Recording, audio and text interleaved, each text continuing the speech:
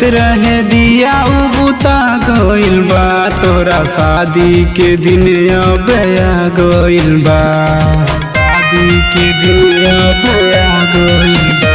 जवन जरत रहे दिया उ बुता गइल बा, तोरा शादी के दिन अब आ गइल बा। एहो बेवफा सनम हो बेवफा सनम, ऐसन देहलू जखम, अब त जियल हमार मुश्किल भइल बा।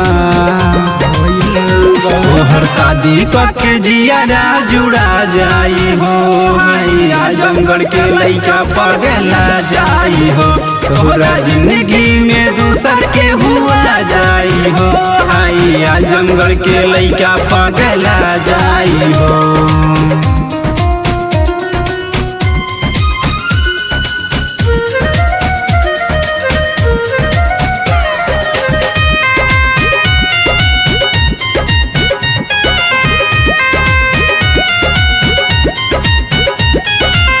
हो जइबू दूसरा के कुछ दिन के बात बा, मिले ना हमरा से अइबू हो, कैलू है प्यार जैसे हमरा है दिल से, हमरा के कैसे भूलइबू हो।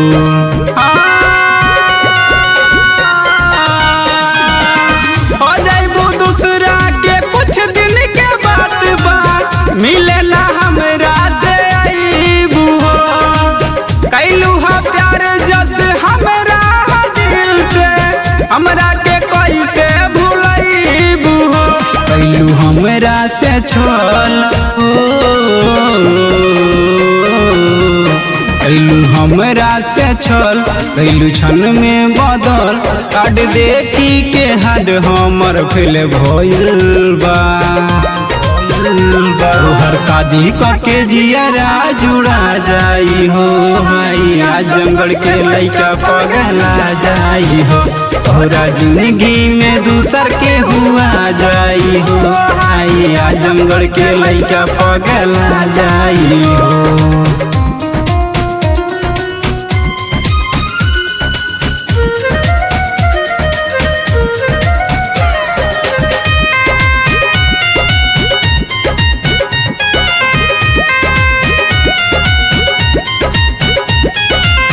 तू तो हो जाए के प्यारे भूल जाइबू, पियवा से दिलवा लगइबू हो, राइटर रवि के दिलवा के तोड़ी के एने से रहना ही पैबू हो।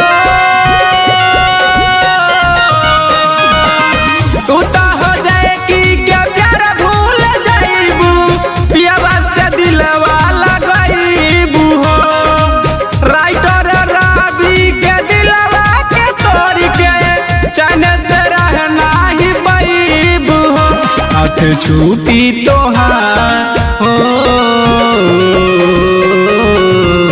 हाथ छूटी तोहार, दिल टूटी हमार, लोर अखिया से हमरा ई बह जाई हो,